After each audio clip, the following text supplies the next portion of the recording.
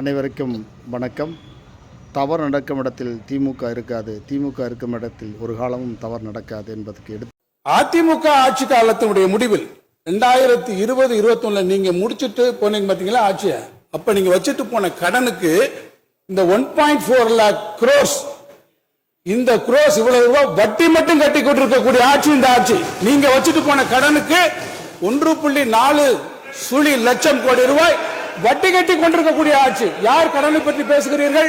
நான் கடனை பத்தி சொல்றேன். உட்காருங்க சார். நான் கடனை பத்தி, நீங்க வச்சிருக்க கடனை பத்தி விவரங்கள் இருக்கு, நான் சொல்ல கடமைப்பட்டிருக்கிறேன். பல முறை நான் அதைத்தான் சொல்றேன் சார். அப்சல்யூட் நம்பர்ல பேசணும், நான் அப்சல்யூட் நம்பர்ல பேச தயாரா இருக்கேன்.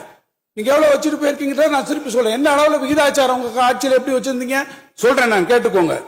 2016-17 முதல் 2020-21 வரையிலான ஆண்டுகளில் மொத்த கடன் இருப்பானது 128% உங்களுடைய ஆட்சியிலே அது வளர்ந்திருக்கிறது.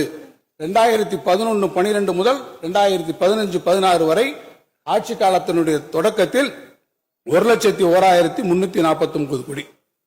அடுத்து அந்த ஆட்சியுடைய முடியும் போது 2,11,066. எவ்வளவு போச்சு? 108% உயர்ந்திருக்கு.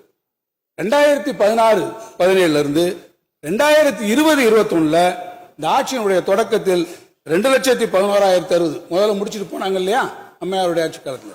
அடுத்து உங்களுடைய ஆட்சி காலத்தில் 2,11,066 கோடி 66 கோடியாக இருந்தக்கூடிய இந்த கடன் ஆட்சியை நீங்கள் முடிக்கிற போது 4,80,300.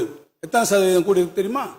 128%. இந்த மொத்த கடன் இருப்பு 128% வளர்ந்திருக்கக்கூடிய உங்களுடைய ஆட்சியில் 2020-21 நாங்கள் ஆட்சிக்கு 21-22 நாங்கள் ஆட்சிக்கு வர்றோம். 21 இருந்து நீங்க விட்டுட்டு போன அந்த 4,80,300 5 லட்சம் கோடி நீங்க வச்சுட்டு போயிருக்கீங்க. இன்னைக்கு 9,23,000 கோடி வந்ததுனால் இதனுடைய கடன் வளர்ச்சியை நீங்கள் பார்ப்பீங்கன்னு சொன்னால் 4வது தேர்வரில் 93% தான். இப்ப பாருங்க, 108% கடன் யார் வளர்த்தது? 128% யார் கடன் உடைய ஒட்டுமொத்தத்தை கூட்டி போனது? 128 அதிகமா 93 அதிகமா? கடனுடைய வளர்ச்சியில் அதிகமாக ஒட்டுமொத்த கடன் இருப்பில் 128% வளர்ச்சியை கண்டது உங்கள் ஆட்சி. எனவே கடன் பற்றி சொல்வதற்கு தார்மீக கடமைகள் இல்லை. இன்னும் உங்களை ஒரு சொல்றேன், திருப்பி நான் அப்சல்யூட் நம்பர்ல நாம பேசுறதை விட நான் இன்னும் சொல்லுவேன். பொதுவாக இது அரசியல் இருக்கட்டும், பொதுவாக நம்முடைய தமிழ்நாட்டை பொறுத்த மட்டில் நம்முடைய நிதி நிர்வாகம் இதற்கு காரணமாக இல்லை. தொடர்ச்சியாக காரணம் உங்களுக்கு. இப்ப நீங்க போய் சேர்ந்திருக்கீங்க பாருங்க, சேராத இடந்தனிலே சேர வேண்டாம் என்று சொன்னார்கள்.